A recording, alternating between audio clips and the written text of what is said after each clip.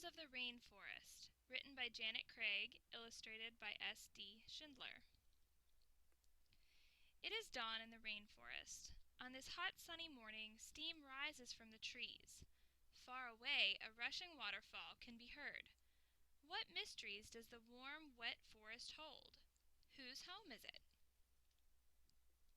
At first, the forest seems like a still, almost empty place.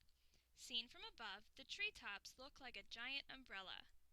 It is an umbrella made from patches of every shade of green. Tall trees grow so closely together that the ground below cannot be seen.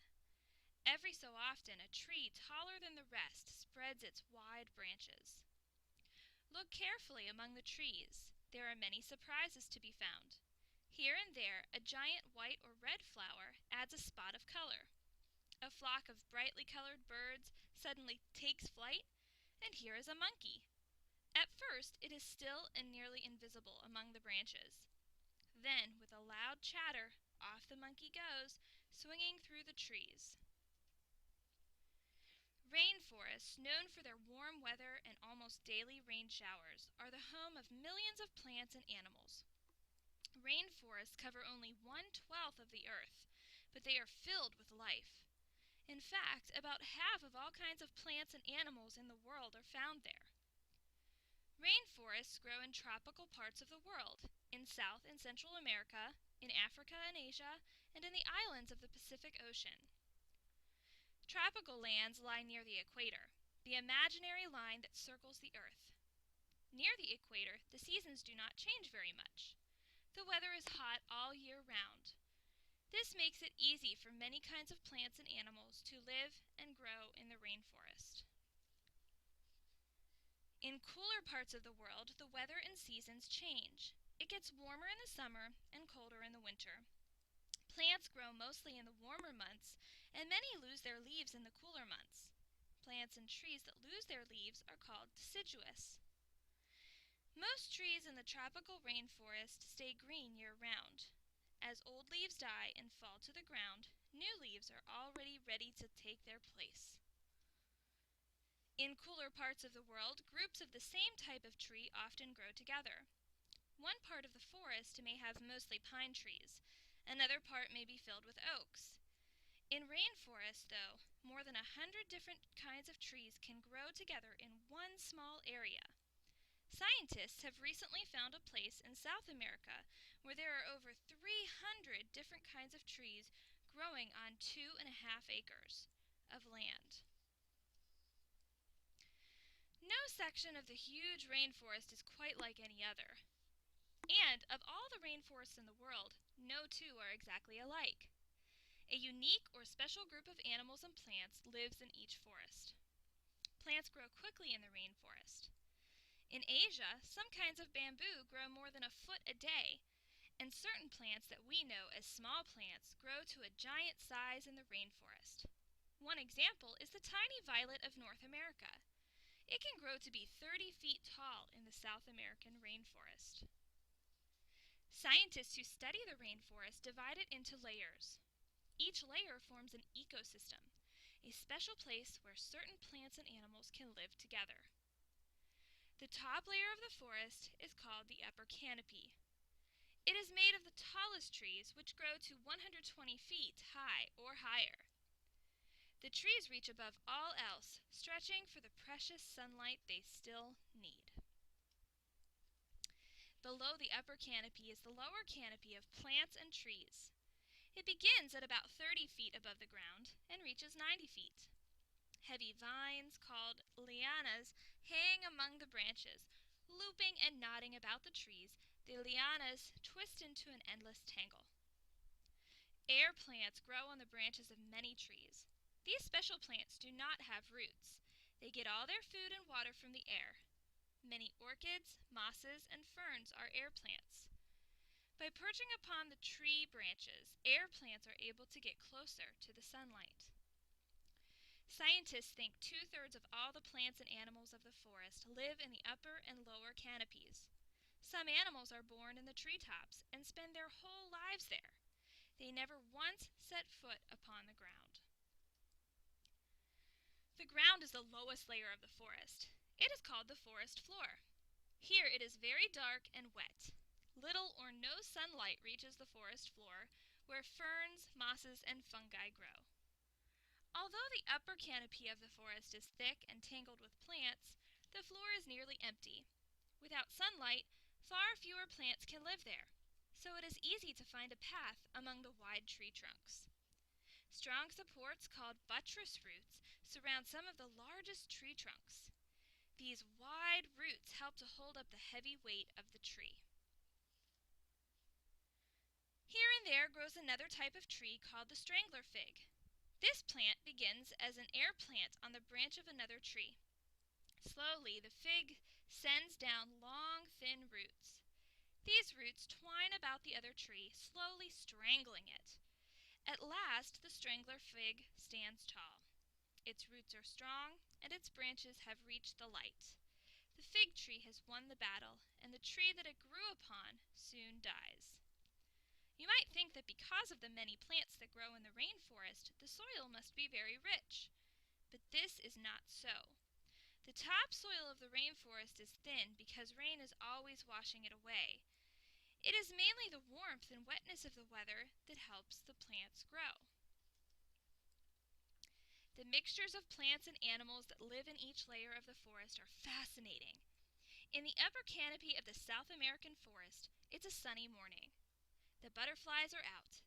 They gather nectar from the hundreds of orchids and other flowers that dot the treetops. Some of the butterflies blend in perfectly with the plants.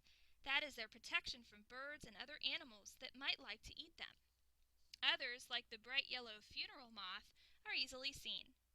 But birds do not often eat this kind of moth. Any bird that does becomes sick from the poison in the moth's body. The many fruits and flowers of the upper canopy offer plenty to eat for hummingbirds, bats, monkeys, and insects. In return, these animals do an important job for the plants. The animals take pollen and seeds from flowers and fruits and bring them to other parts of the forest. In this way, new plants are able to grow. With thickly tangled branches and heavy wooden vines hanging from tree to tree, the upper canopy makes a wonderful home for an acrobat. Who are the forest acrobats? Many kinds of monkeys and apes are. In the Asian forest, gibbons swing gracefully from branch to branch. These brownish apes search for insects, eggs, flowers, and fruit to eat. A baby orangutan clings closely to its mother's side. Off they go for a treetop ride. The mother ape is quite at home among the trees. She uses a hand-over-hand movement to swing along. Her feet, which look very much like hands, help her to climb. Birds of every color and size also live among the treetops. The fiercest and biggest is the Harpy Eagle of the Amazon forest in South America. From its nest in the highest tree, the harpy takes flight. Its spotted feathers help it blend in among the shadows. It glides along in search of a monkey or bird to eat. In the lower canopy, hundreds of sleeping bats hang upside down from tree branches. The bats sleep by day and hunt for insects by night. A vine hangs motionless from a branch. Suddenly it moves. It is not a plant at all, but the vine snake of West Africa. Its color and the way it poses among the vines makes this animal very hard to spot. When a tasty meal of frog or lizard comes along, the vine springs into action. Many kinds of insects live along the forest floor.